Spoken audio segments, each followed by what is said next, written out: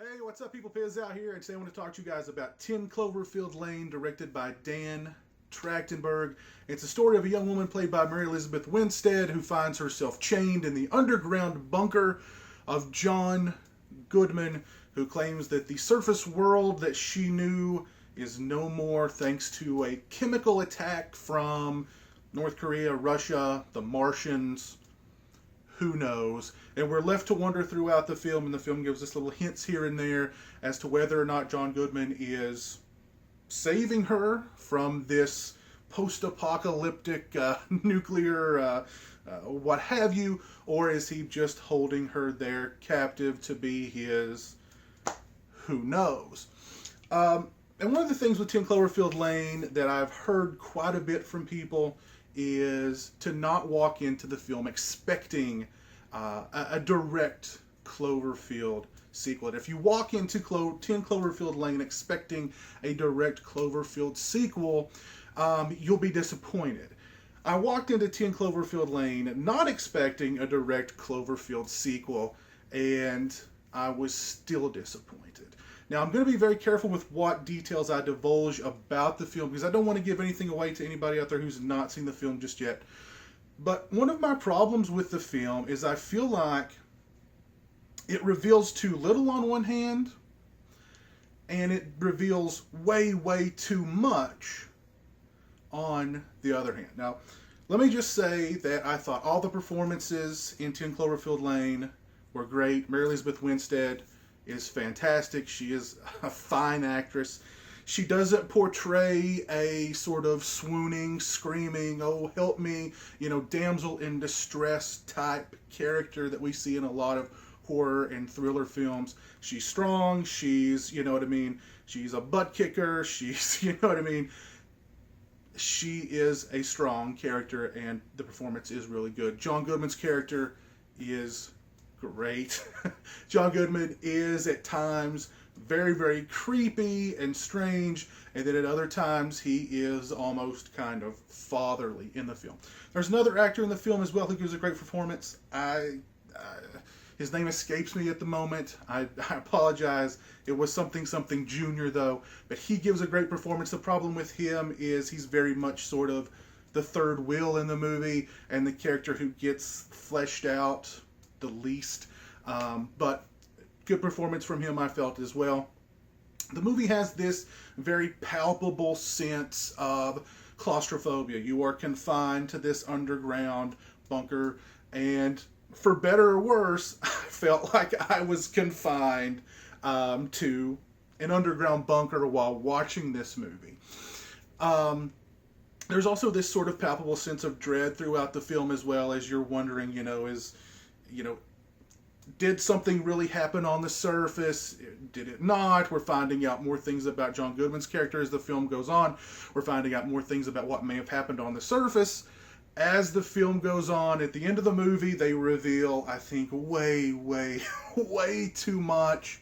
I just kind of felt that with every reveal in the movie, just about every single reveal in the movie to me felt confusing and really unsatisfying, to the point where the movie felt like, and I understand that J.J. Abrams has this plan where he wants to create an entire Cloverfield universe that I guess is somehow linked. I don't know. I guess, we had Cloverfield, now we've got 10 Cloverfield Lane. I guess next we'll have Cloverfield County, then we'll have Cloverfield University, then we'll have Cloverfield A&M. I don't know. We're going to have a lot of Cloverfield movies apparently. But 10 Cloverfield Lane really felt to me almost like the first part of a trilogy. They seem to leave so much, very much open-ended in the film, while at the same time revealing things that to me were very confusing. And it's like you're just sort of left to assume that they'll explain things in the next one, if there's going to be a next one. The movie felt very, very long to me, and it got to the point where it felt like the movie should have ended, and then they tacked on this sort of other really prolonged stretched out ending that happens on the surface. Again, I won't go into too many details. But if Cloverfield and this film are in any way linked, what happens at the end of this film makes Cloverfield seem very, very confused and confusing as to what's going on in that film compared to what's going on in this film. I hope that makes sense. Because if you're confused, that's because I was very confused by sort of what was going on in the film. And I have to say, even though I thought the performances were really, really good, I really didn't... There was no... I didn't feel a kinship with Mary Elizabeth Winstead's character. I didn't really care if she survived or not in the film. I just didn't care.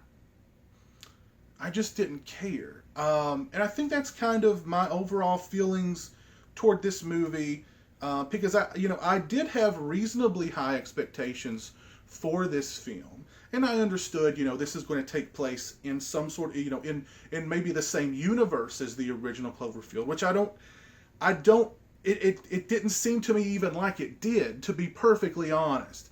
Like I said, that ending, the reveal toward the end on the surface, again, it seems like they revealed way too much, but then they didn't, there was no explanation, and it just, it was very confusing to me.